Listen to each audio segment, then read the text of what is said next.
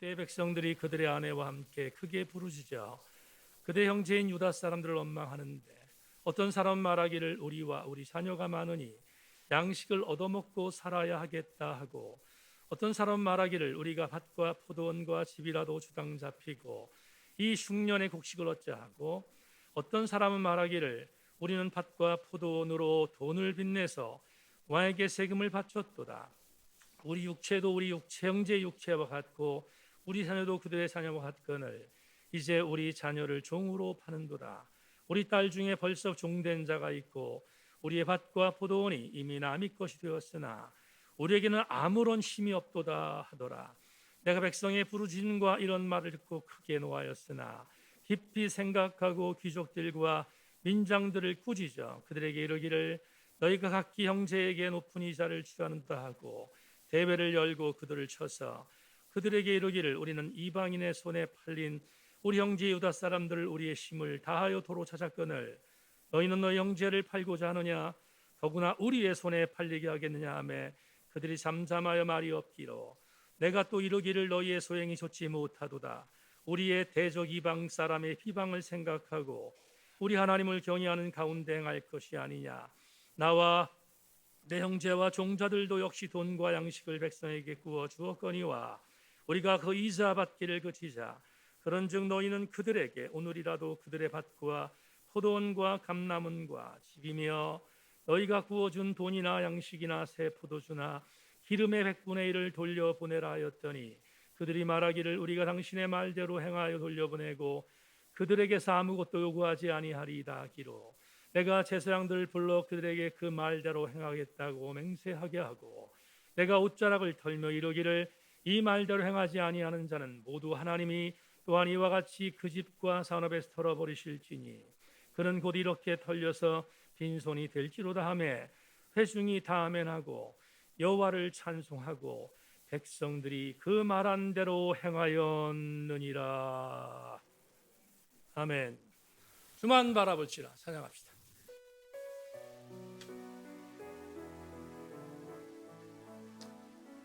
하나님의 사랑 사모하는 하나님의 평안을 바라보는 자 너의 모든 것 창조하신 우리 주님이 너를 얼마나 사랑하시는지 아멘 아멘. 하나님께 찬양과 경배하는 자 하나님의 선하심을 닮아가는 자 너의 모든 것 창조하신 우리 주님이 너를 자녀 삼으셨네. 우리 신앙 고백합니다. 하나님 사랑의 눈으로 너를 어느 때나 바라보시고 하나님 인자한 귀로서 언제나 너에게 기울이신 아멘. 어두움에 밝은 빛을 비춰주시고 너의 작은 신음에도 응답하시니 너는 어느 곳에 있든지 주를 향하고 주만 바라. 다시 한번 하나님 사랑해. 하나님 사랑의 눈으로 너를 어느 때나 바라보시고 하나님 인자한 귀로서 언제나 너에게 기울이시니 어두움에 밝은 빛을 비춰주시고 너의 작은 신음에도 응답하시니 너는 어느 곳에 있든지 주를 향하고 주만 바라보. 우리 엄만 다시 한번 합니다. 하나님 사랑의 눈으로 너를 어느 때나 바라보시고 하나님 인자한기로서 언제나 너에게 기울이시니 어둠의 맑은 빛을 비춰주시고 너의 작은 시름에도 응답하시니 너는 어느 곳에 있든지 주를 향하고 주만 바라볼지라 주만 바라볼지라.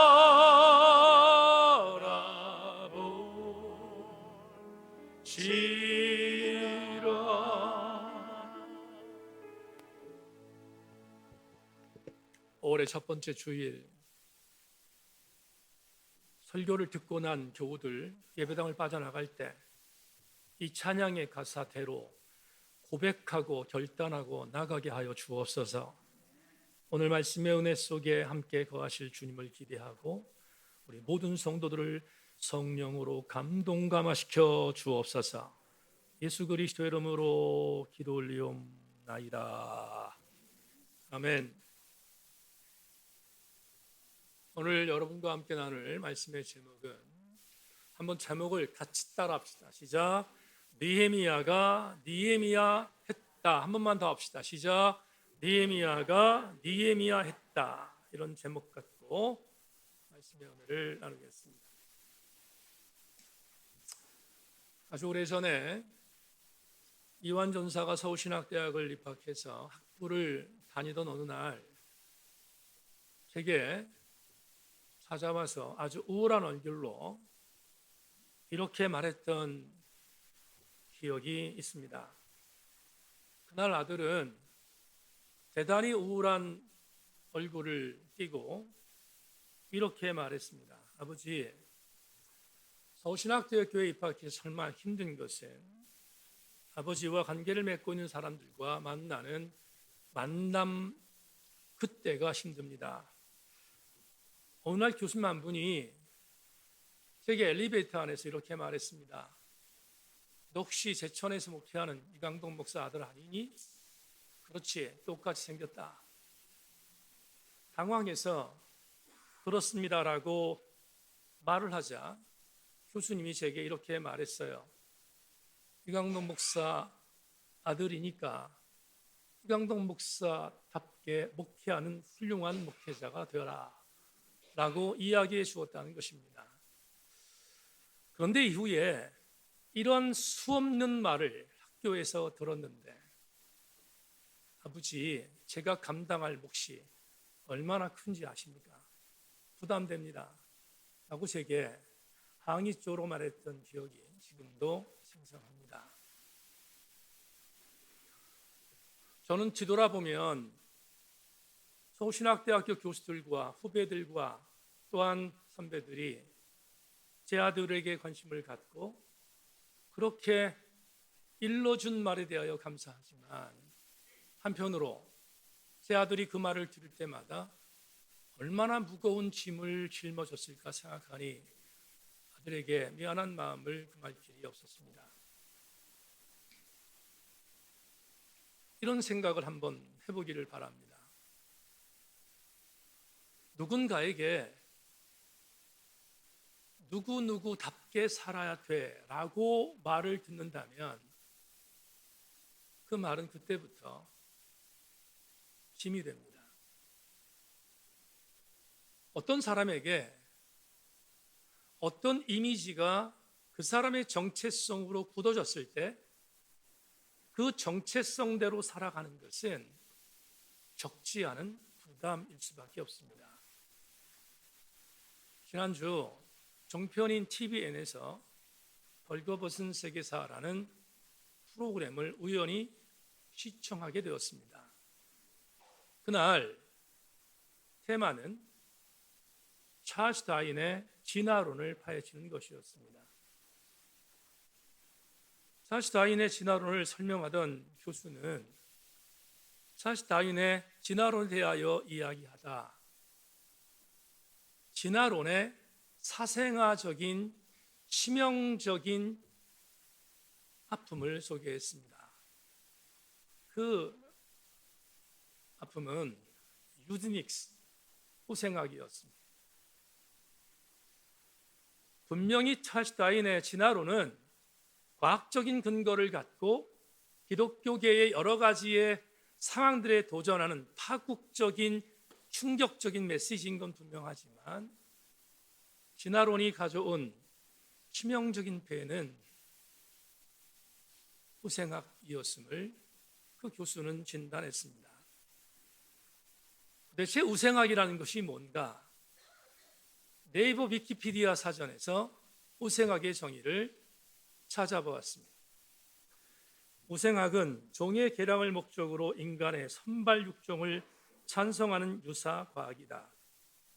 인류를 유전학적으로 개량할 것을 목적으로 하여 여러 가지 조건과 인자 등을 연구하는 학문으로 1883년 영국의 프랜시스 콜턴이 처음으로 창시했는데 우동한 유전자 인간의 증가를 꾀하고 열악한 유전자를 가진 인구의 증가를 방지하는 것이 목적이다. 여러분, 대단히 그럴듯한 문장으로 썼지만 우생학이라는 이 사전적인 정의가 얼마나 무시무시한 정의인지 우리는 인식해야 합니다. 인간이라는 종을 열등인자와 우등인자로 구분한다? 진화론에서 이것들이 파생된 것은 과학적인 부분에 있어서의 내용일 것입니다. 하지만 인간의 종을 열등인자와 우등인자로 나눈다는 것은 그것부터 비인간적입니다. 그리고 반신학적입니다. 그러다 보니 영국에서 파생된 우생학이 미국으로 돌아와 미국에서 괴물로 바뀌었고 열등한 인간들을 말살하는 정책으로 다시 유럽으로 건너가 우리는 그 비극적인 게르만 민족의 히브리 사람들을 무참히 학살했던 아우슈비츠 수용소 600만 명의 살해 사건을 기억하고 있습니다. 다시 말하면 우생학은 인간을 인권에 대한 부분을 완전히 말살한 반신학적이며 비인간적인 유사과학이 아닐 수 없습니다. 오늘 우생학을 말씀드리는 이유가 있습니다. 그날 설명하는 교수는 우생학을 지지했던 한 여인을 소개했습니다. 깜짝 놀랄 만한 사람이라고 전제한 뒤 우생학을 지지했던 사람은 다름 아닌 전 세계의 박애주의자였던 헬렌 켈러였습니다. 헬렌 켈러는 본인이 태어나면서 3중의 장애를 갖고 태어난 비극적인 여성이었습니다. 만에 하나 수잔 설리번이 존재하지 않았다면 헬렌 켈러는 이 땅에서 아마 존재하지 않았을 것입니다. 수잔 설리번의 지극한 도움을 받고 인간이 된 헬렌 켈러였건만 본인의 장애라고 하는 개념을 생각하고 그렇구나, 인간은 열등한 인간과 그리고 우등한 인간이 있을 수 있다는 생각을 갖고 구분지어 한시적이긴 했지만 우생학을 지지했던 헬렌 켈러를 소개받는 그 순간 대단히 충격적이었습니다. 왜 충격적이었습니까? 우린 이미 헬렌 켈러라는 여사의 이미지가 아름다운 여성, 세계적인 박애주의자, 코스모폴리타니즘이라고 하는 내용에서 수많은 사람들을 돌봤던 사람으로 이미 인식되어 있기 때문입니다. 그래서 우리는 헬렌 켈러를 맞이할 때마다 헬렌 켈러답게 살아야 한다는 이미 고정된 생각을 갖고 있습니다. 그녀에게 있어서 헬렌 켈러답지 않은 삶은 비난의 화살일 수밖에 없었던 이유일 것입니다. 그러기에 저 역시 우생학을 지지했던 한순간의 헬렌 켈러에게 대단히 실망할 수밖에 없었던 것은 그녀답다라고 하는 이미지 때문입니다. 이런 차원에서 오늘 우리는 본문을 접근할 수 있습니다. 분명히 자기에게 주어진 자기다운, 인간다운 아름다운 모습을 살기를 원하는 그 다움은 짐입니다. 무게입니다. 그래서 수많은 사람들이 그 자리에서 이탈하면 수많은 사람들에게 가중의 비난을 받는 것은 당연한 일입니다. 그러나 세계사 역사 속에서 혹은 성경의 인물 중에 혹은 교회사 인물 중에 자기에게 주어졌던 하나님의 사람으로서 참 무거운 짐이었지만 그 짐을 하나님 사람답게 살았던 사람들은 수없이 존재합니다. 그 중에 한 명이 지금 우리가 공부하는 느헤미야입니다. 오늘 본문은 본인에게 주어진 수없이 많은 담이 있었음에도 불구하고 짐이 있었음에도 불구하고 그리고 이미 고정화되어 있는 느헤미야다운 삶에 대한 부담감이 있었음에도 불구하고 그 삶을 분연히 아름답게 살아냈던 느헤미야의 한 단면을 다시 한번 추적해 보겠습니다. 우리는 이미 느헤미야 4장에서 유다 예루살렘 성읍을 재건하는 느헤미야 프로젝트가 외부적인 공격, 즉 산발락과 도비아와 게셈과 아스돗 사람들의 동서남북의 공격에 의하여 엄청난 시련을 당했다는 사실을 4장에서 접했습니다. 그럼에도 불구하고 외부적인 물리적 공격을 방어했던 탁월했던 느헤미야의 리더십을 통하여 그들의 공격을 물리쳤음을 4장에서 함께 나누었습니다. 그런데 오늘 본문이 시작되는 5장은 외부적인 공격에 비해서 전혀 가볍지 않은, 전혀 쉽지 않은 또 하나의 공격을 제시합니다. 그 공격은 5장에 기록되어 있는 유다 공동체 안 내부의 분열이었습니다. 외적인 공격을 이길 수 있었던 것은 느헤미야의 탁월한 리더십 덕분이었습니다. 그런데 오늘 5장에서 시작되는 내용을 보면 내부적인 분열은 외부적 공격에 비하여 물리적으로 강하진 않았지만 그러나 더 치명적일 수 있는 가능성이 있었음을 오늘 5장이 우리에게 보고합니다. 그 5장의 내용이 무엇인가? 본문 안으로 들어가 보겠습니다. 1절부터 5절을 주목해 주시기 부탁합니다. 그때 백성들이 그들의 아내와 함께 크게 부르짖어 그들의 형제인 유다 사람들을 원망하는데 어떤 사람은 말하기를 우리와 우리 자녀가 많으니 양식을 얻어먹고 살아야겠다 하고 어떤 사람은 말하기를 우리가 밭과 포도원과 집이라도 조장 잡히고 이 흉년에 곡식을 얻자 하고 어떤 사람은 말하기를 우리는 밭과 포도원으로 돈을 빚내서 왕에게 세금을 바쳤도다. 우리 육체도 우리 형제의 육체와 같고 우리 자녀도 그들의 자녀와 같거늘 이제 우리 자녀를 종으로 파는도다. 우리 딸 중에서 벌써 종된 자가 있고 우리의 밭과 포도원이 이미 나비 것이 되었으나 우리에게는 아무런 힘이 없도다 하더라. 부연하겠습니다. 외부적인 공격을 막았던 느헤미야는 내부적인 공격에 직면했습니다. 그 내부적인 공격은 유다 예루살렘 공동체 안에 임했던 경제적인 고통이었습니다. 경제적인 고통이 과연 뭘까? 1절부터 5절에 의하면 약 3가지 정도로 추론될 수 있습니다. 지금 느헤미야가 봉착한 유다 공동체 내부 안에 굉장히 큰 어려움은 경제적인 어려움이라고 말씀을 드렸는데 그 경제적인 어려움이 약 3가지 정도로 추론되는데 이렇습니다. 첫째 부류, 부양할 식구가 많은데 그들을 먹여 살릴 수 있는 땅과 토지가 없습니다. 어떤 학자는 유다 공동체에 있는 가장 극빈층이라고 정의합니다. 땅과 토지가 없어서 먹여 살려야 할 부양식구는 많은데 먹여 살릴 수가 없어서, 그래서 고통을 호소하는 부류.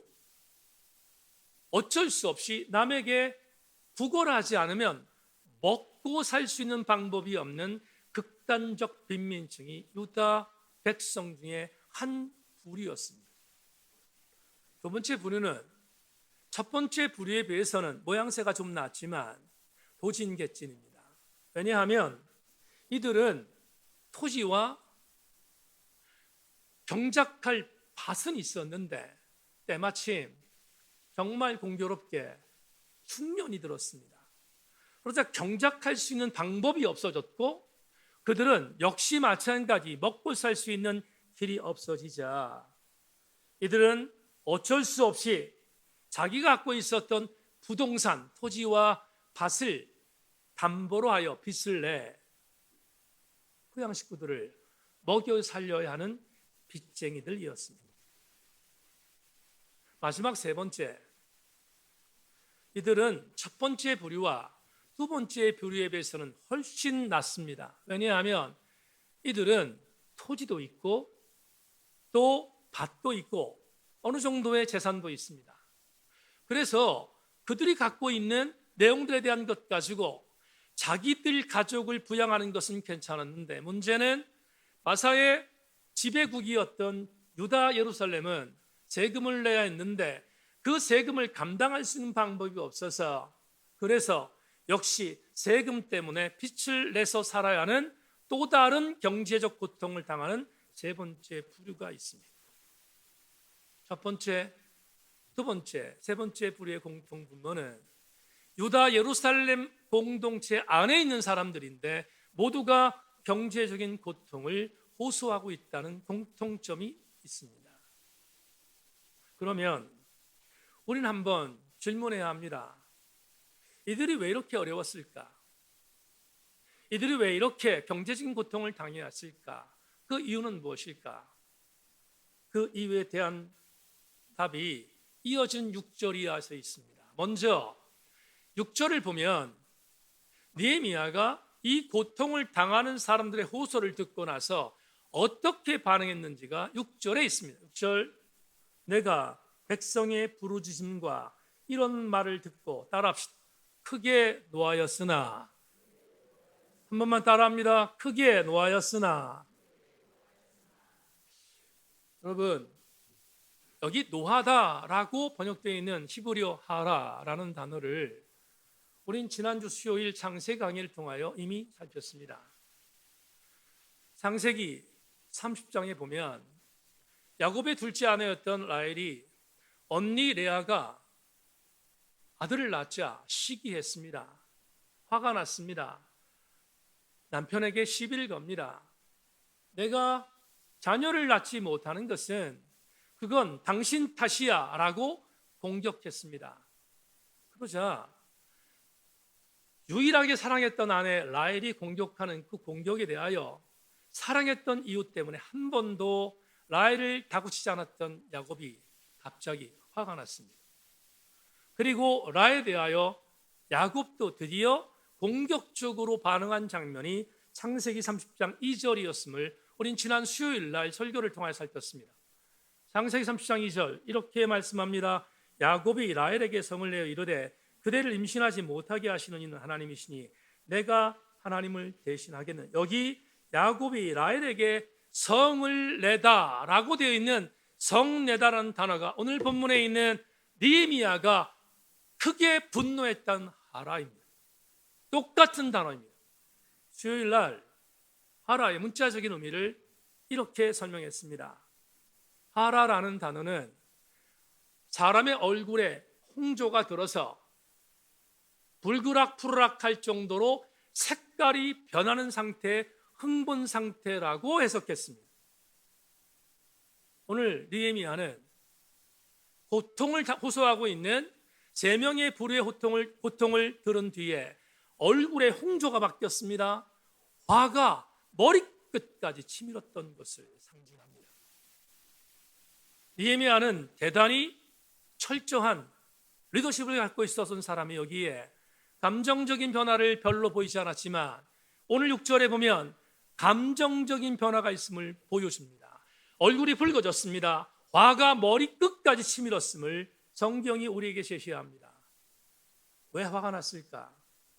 지금 1절부터 5절에서 말씀드리고 있는 이 내용을 보고받은 뒤에 느헤미야가 왜 화가 났을까? 그 이유를 7절과 8절이 우리에게 보고해 줍니다. 자막을 통하여 7절과 8절을 보십시오. 깊이 생각하고 귀족들과 민장들을 꾸짖어 그들에게 이르기를 너희가 각기 형제에게 높은 이자를 취하는도다 하고 대회를 열고 그들을 쳐서 그들에게 이르기를 우리는 이방인의 손에 팔린 우리 형제 유다 사람들을 우리의 힘으로 다하여 도로 찾았거늘 너희는 너희 형제를 팔고자 하느냐 더구나 우리의 손에 팔리게 하겠느냐 하매 그들이 잠잠하여 말이 없기로. 정답이 나왔습니다. 느헤미야가 왜 화가 머리끝까지 치밀었는지 캐톨릭과 함께 사용하는 공동 번역의 좋은 번역으로 여러분에게 다시 7절과 8절을 읽어드리겠습니다. 마음을 억누르며 회의를 수집하여 유지들과 관리들을 모아놓고 어찌하여 한 결의끼리 돈놀이를 하느냐 하고 호되게 꾸중하였다. 유다인들은 우리와 한 결의요 그 우리의 결의가 남의 나라에 팔려갔던 것을 우리는 일껏 찾아왔어. 그런데 그대들은 제 결의를 또 팔아먹다니 우리더러 다시 찾아오라는 말이요. 그들이 입을 다문 채 아무 말도 못하는 것을 보고. 풀어보겠습니다. 느헤미야가 화가 머리끝까지 치민 이유는 대단히 단순했습니다. 개역개정판에 귀족과 민장으로 번역되어 있고 공동 번역에서는 유지들과 관리들이라고 번역되어 있는 이들, 오늘의 언어로 바꾸겠습니다. 지금 바사의 다스림 속에서 유다 예루살렘의 통치 구조 속에 녹을 먹고 있었던 공무원들입니다. 조금 더 리얼하게 말하면 유다 예루살렘 공동체에 있는 하이 클래스였습니다. 이들이 앞에서 말씀드렸던 세 종류의 사람들에게 돈을 꾸어줍니다. 그리고 돈을 꾸어준 이후 고리 대금업으로 부를 축적하기 시작했습니다. 수없이 많은 돈이 이들에게 들어왔습니다. 이들은 부자가 되었습니다. 반면 유다 예루살렘에 있었던 세 종류의 부류들은 경제적인 고통에서 고통받고 있었습니다. 느헤미야는 이것을 알게 되었습니다. 그리고 강력하게 공무원 하이클래스들에게 말합니다. 너희들이 하나님의 은혜로 이스라엘 신앙 공동체 우리 결례들을 고통의 손에서 건져내어 이 땅 예루살렘으로 돌아오게 하는 기적을 맛보게 했건만 너희들의 고리 대금업은 지금 이들을 다시 팔아 넘기는 것이 아니냐라고 호통하고 있습니다. 느헤미야가 이렇게 말했던 이유는 단순하게 정치학 역학적인 구도로 말한 것이 아닙니다. 느헤미야는 하나님의 사람이었고 그런 율법을 알았습니다. 이 말을 이렇게 바꿉니다. 너희들이 어찌하여 레위기서에 기록되어 있는 고리 대금업을 하지 말라는 하나님의 명령을 어기고 있는가? 라고 질타하고 있는 것입니다. 절대로 하지 말아야 할 고리 대금업으로 이익을 추구하고 있는 너희들은 다시 민족을 팔아 넘기고 있다고 비난한 것입니다.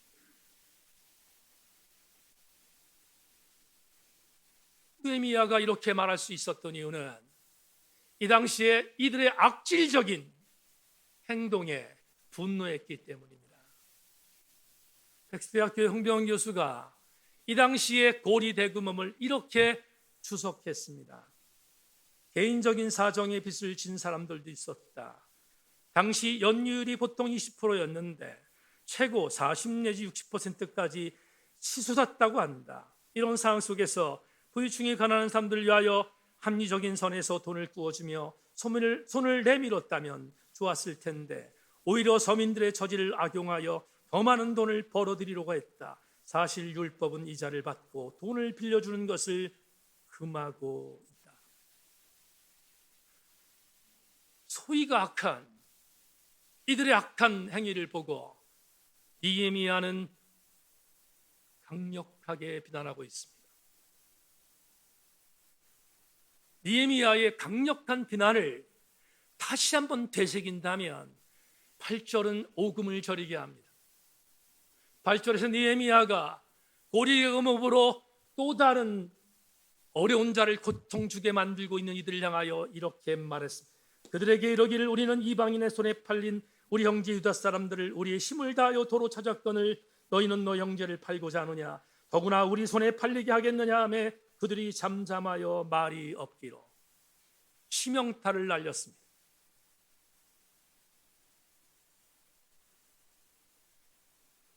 이렇게 강력한 느헤미야의 비토를 받았던 귀족과 민장들, 공무원들은 머리를 숙입니다. 놀라운 일이 아닐 수 없습니다. 반항할 줄 알았는데 머리를 숙였습니다. 그들이 말이 없이 잠잠하기로 8절 하반절이 우리에게 말하고 있습니다. 느헤미야는 그치지 않습니다. 그치지 않고 말이 아닌 행동을 보입니다. 이게 느헤미야의 강력한 리더십 중에 하나입니다. 말이 아니라 행동을 보이고 있습니다. 여러분 9절부터 11절은 느헤미야의 행동이 보고되고 있습니다. 다시 자막.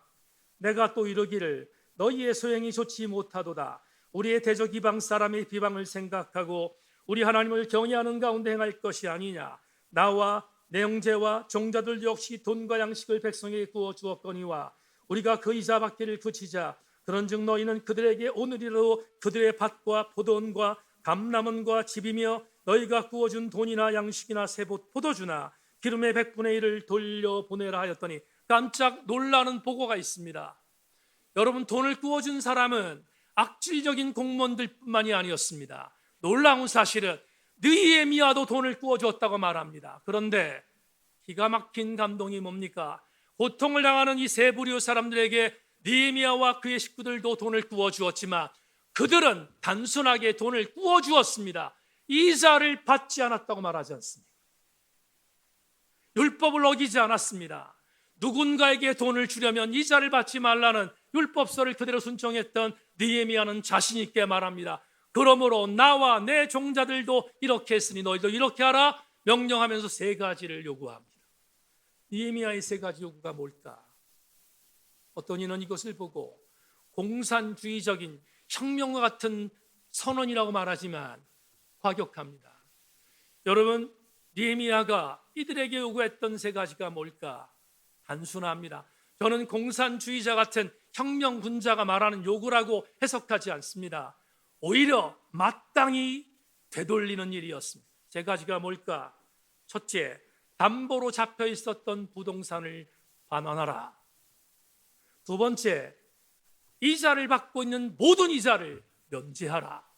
세 번째, 너희들에게 빚진 자들의 모든 빚을 탕감하라. 어떤 구약신학자는 그래서 이 구절을 이렇게 말합니다. 유다 공동체 안에 벌어졌던 또 다른 신년의 선포라고 해석합니다. 이제 우리는 이 혁명과도 같은 엄청나게 행동하는 신앙을 보였던 느헤미야의 반응에 대하여 직접 당사자였던 고리 대금업을 하여 부익부 빈익빈을 펼쳤던 질납뻗던 고위 공무원들이 어떻게 반응했는지를 마지막으로 느헤미야의 반응과 함께 섞어서 12절 13절에서 찾아보겠습니다.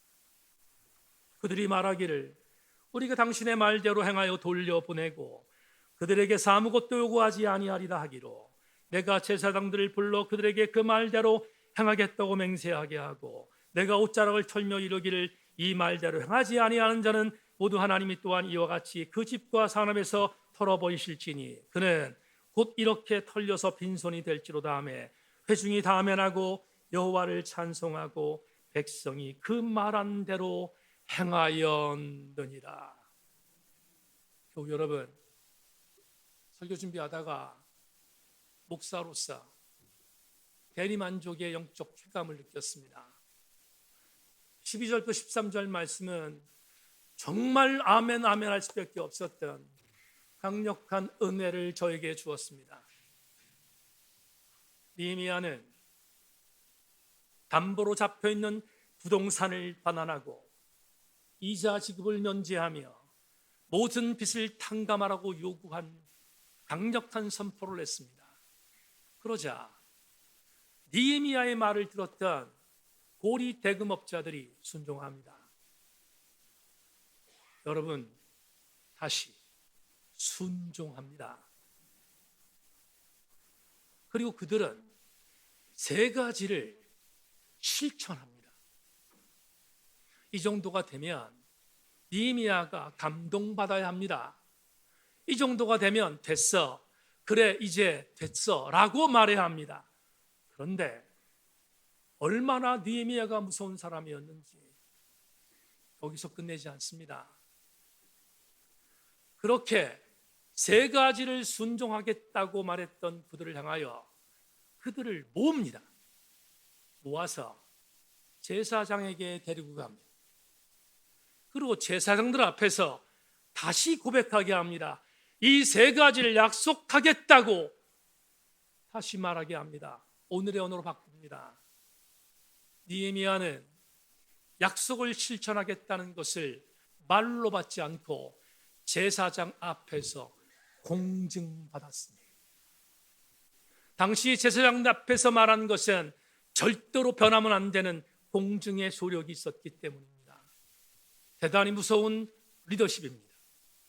그런데 마지막으로 느헤미야가 얼마나 무서운 사람인가를 보여주는 또 하나의 기가 막힌 보고가 있습니다. 공증 끝냈습니다. 절대로 변하지 않겠다고 제사장 앞에서 약속했습니다. 근데 갑자기 느헤미야가 하나의 퍼포먼스를 벌입니다. 고리 대금업자 앞에서 자기의 옷을 풀었습니다. 풀고 자기의 옷을 풀은 뒤에 자기의 옷을 텁니다. 막 털었습니다. 털고 난 뒤에 공증을 약속한 그들에게 이렇게 말합니다. 들으라. 오늘 제사장 앞에서 너희 약속한 이 약속을 어기면 하나님께서 너희들도 이렇게 털어버릴 거야 라고 말합니다. 다시 강조하지만 느헤미야가 얼마나 철저하게 악한 짓에 대하여 비토하고 정죄했는지를 보여줍니다. 그런데 이 정도가 되면 여러분, 억하심정이 생겨야 합니다. 내가 이 정도까지 했는데, 내가 제상 앞에 공정까지 했는데 저렇게까지 나를 얽매게 만들 수 있을까? 라고 고리 대금업자들이 반항할 수 있습니다. 감동은 오늘 마지막 절에 있습니다. 그렇게 엄청난 서약을 했던 이들은 퍼포먼스를 보이는 느헤미야 앞에서 이렇게 말합니다. 아멘, 아멘. 내가 그대로 행하겠습니다. 그리고 느헤미야 역사서의 저자는 말합니다. 그들이 여호와를 찬양하였더라. 여기까지가 오늘 본문의 주석입니다. 그렇다면 이제 마지막으로 여러분에게 오늘 21세기 언어로 우리에게 주는 영적인 레마를 찾아야 되겠습니다. 자막 보겠습니다.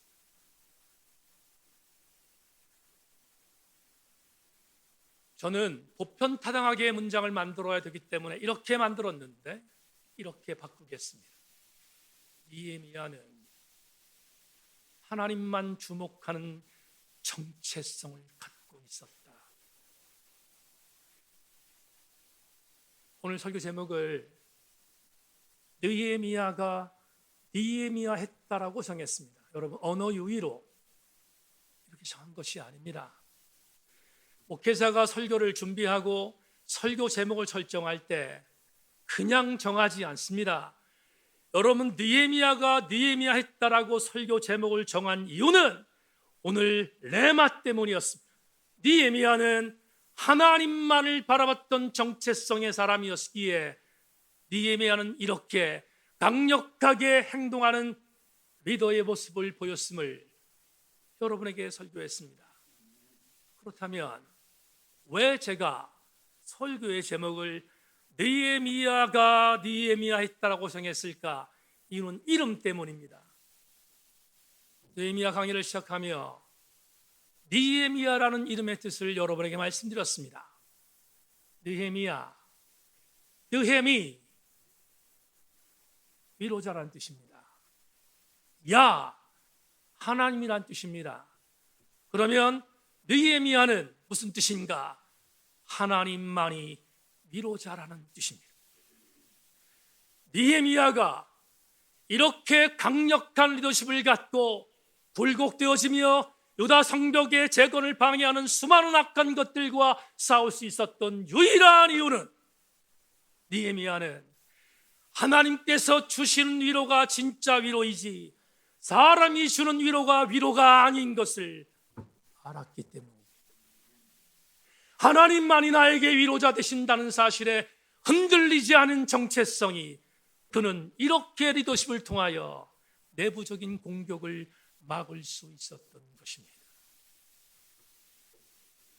오늘 이 설교를 준비하며 우리 세인교회 교우들 전체와 저에게 적용해 보겠습니다.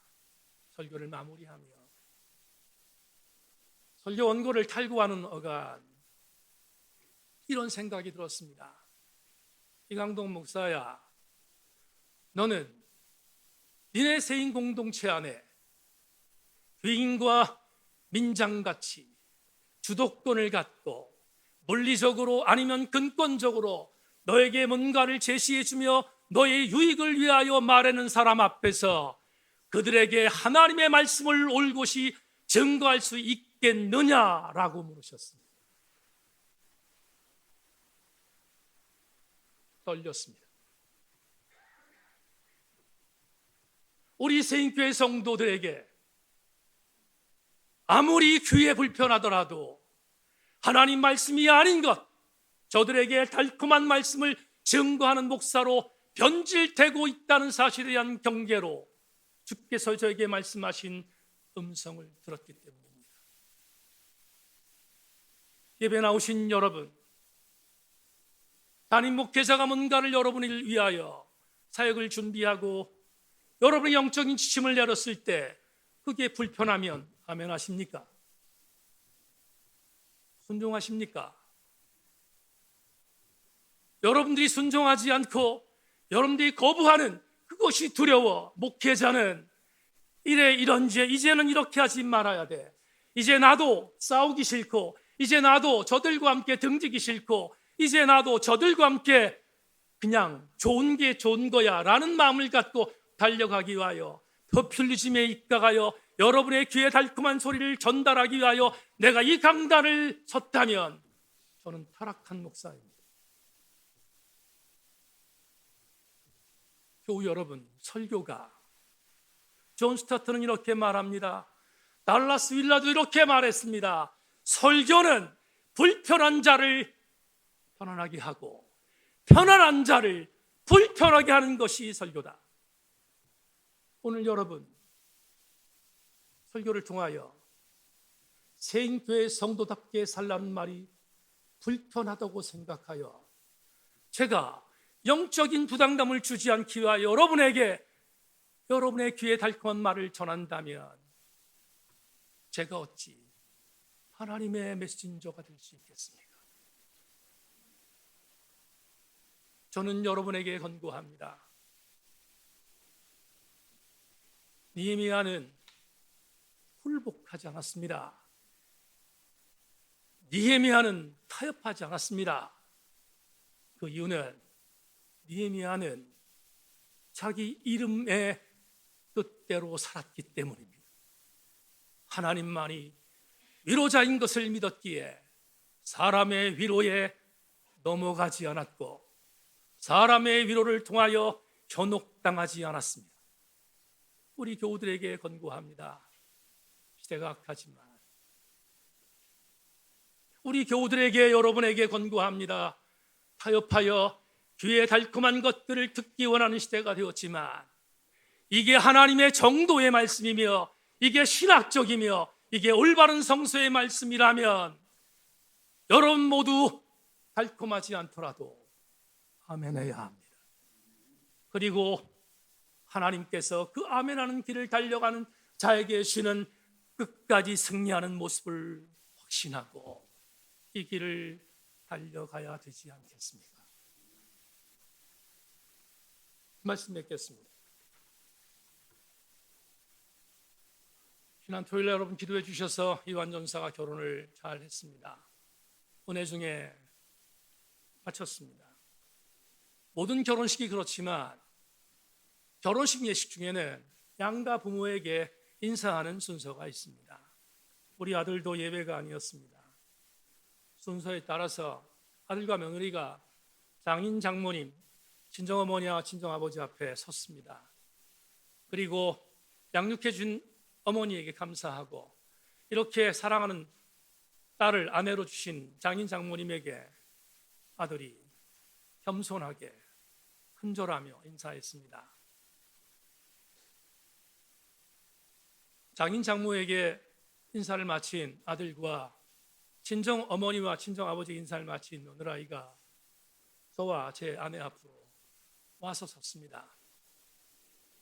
그리고 똑같은 방법으로 아들은 큰절로, 며느라이는 90도 각도로 큰절하며 이렇게 장성한 남편을 허락해 주신 시아버지와 시어머니에게 감사했습니다.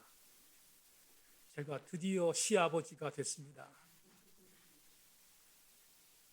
그런데 아들과 며느리가 인사를 하는 바로 그 순간 소스라치게 놀랐습니다. 분명히 아들과 며느리가 서 있던 그 자리, 아들과 며느리를 보는 순간 거기에 제가 그리고 제 아내가 서 있었습니다.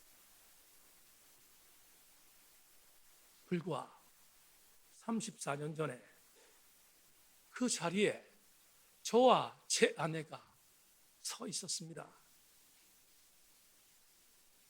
34년이라는 시간이 지난 오늘 사람이 바뀌었습니다. 뒤돌아보았습니다. 여러분들도 인정하실 것입니다. 34년이 오랜 시간이었습니까? 바람 부니까 지났습니다. 사랑하는 교우들이여, 지난 금요일 날 독서여행을 통하여 함께 나눴던 한강 작가의 히라보 시간에 이런 글이 있습니다. 가장 먼저 감각되는 것은 시간입니다. 거대한 물질의 느리고 가혹한 흐름 같은 시간이 시시각각 내 몸을 통과하는 감각에 나는 서서히 압도됩니다. 한강은 다시 말합니다. 완전한 것은 영원히 없다는 사실을 적어도 이 세상에서는 34년 바람분이 지났습니다. 영원한 것 없습니다. 적어도 이 땅에서 영원한 것은 아무것도 없습니다. 그러나 한 가지가 있습니다. 사랑하는 새인교회 성도 여러분, 이 땅의 모든 것들 중에 영원한 것은 없지만 절대로 변하지 아니하는 영원한 것 하나는 이것입니다. 하나님만이 저와 여러분의 위로자이신 것을 명심하고 그 하나님 앞에 집중하는 저와 여러분 되기를 주님의 이름으로 축원합니다.